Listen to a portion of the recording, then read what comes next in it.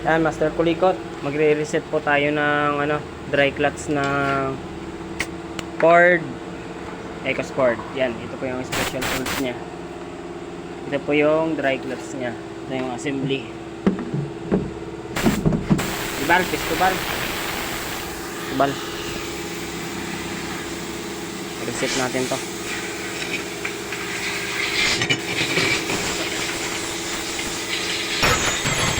Pasukin nga tubal, oh. Yeah. Pasok mo. Yan. Dito, pasok. Kaya. Oh. Hindi, sa ilalim galing. Tanggalin mo yan.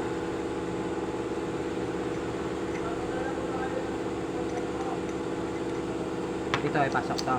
Oh. Hindi, doon sa ilalim galing. Sa ilalim. Galing. Press niya. Oh, press yan. Press.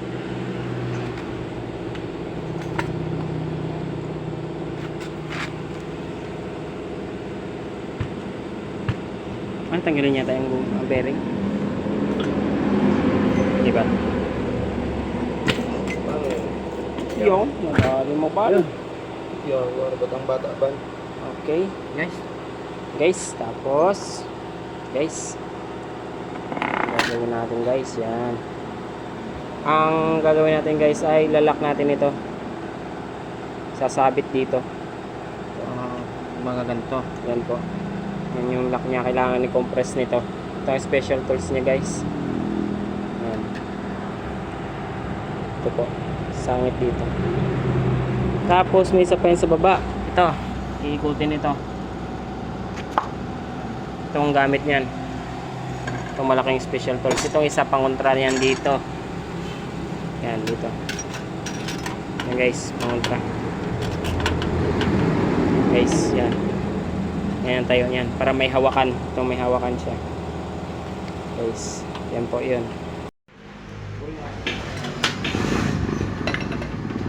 Guys, ang ating bang spray gas. Bahaan sa amin.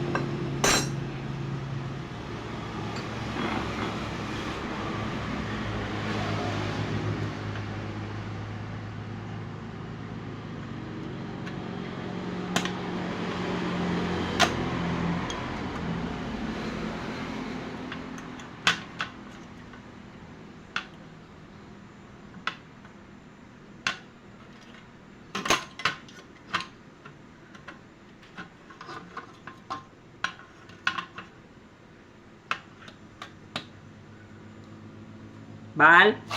Paano nga bal? Pasikwat. Flat screw bal? Oo.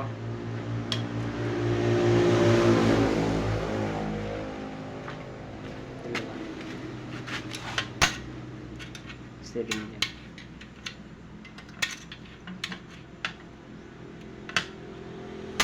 Parang ganito ya. Sakto mo dito. Steady lang ha. Oh, may lumampas. Ay, huwag mo ikarang dyan. Hindi matanggal mo. Ganyan ko kaya. Baba. Yeah.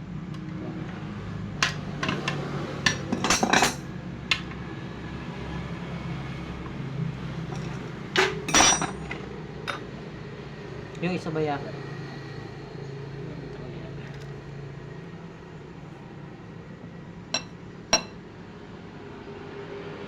Okay.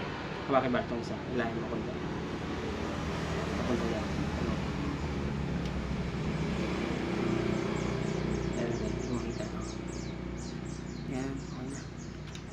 Okay. Okay. Ang ganda niyan, may tug-tug-tug yan, no? Tug-tug-tug-tug. Stop mo abal. Ito guys, ito na, nalock na natin ito. Nadali na natin kanina. And then next, ito po. Ito yung next. Yan, gagamitan natin ito. Pasok yan dyan. Siya yung magkukompress ulit. Yung sunod sa loob, maliit.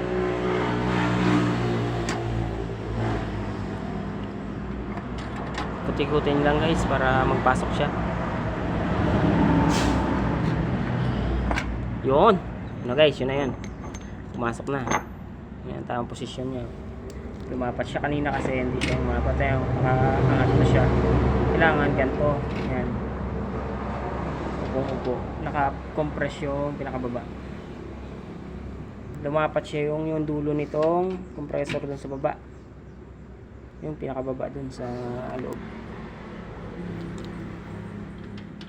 Para makompress niya itong maliit na to sa loob. Yan. Guys, may pakita namin sa inyo ulit. And guys, ito po yung ship port. Yung ganyan yung style bagabal. Ganyan yung lagay. Ito po yung ship port niya. Nilagyan po namin ng grasa ito. Ito yung dinadaanan ng roller. Ito po yung isang ship port. Yan. Yan. Ito po yung roller. Oh. Yan.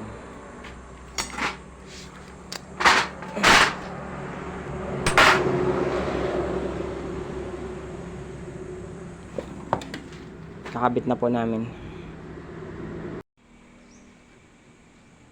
Shoutout kay Master Kulikot Franker. Oh, shoutout dyan. Sinubukan ko na po itong binaba nating transmission. Shoutout dyan sa iyo. Kinakabit ko lang. Kung saan ka man naroon. Sana masaya ka sa feeling niya.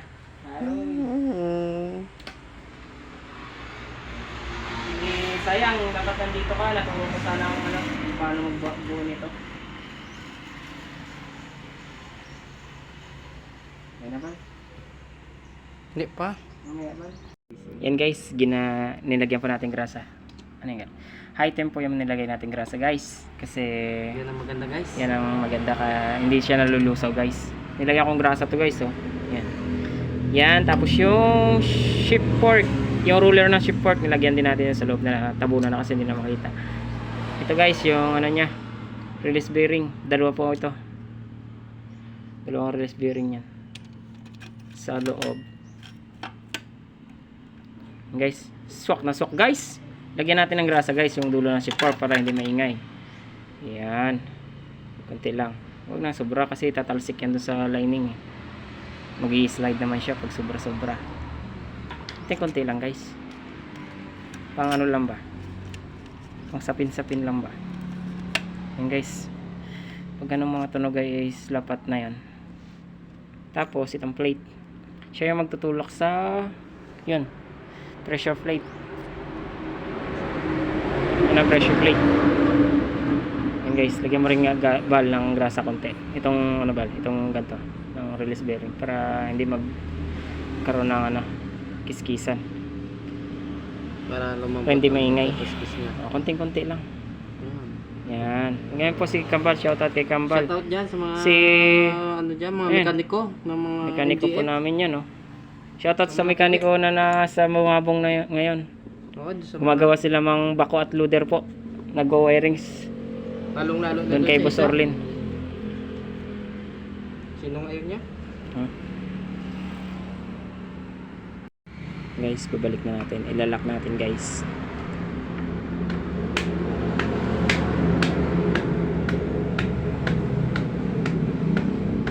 Kuti-kutin lang, guys. Nakadisalan.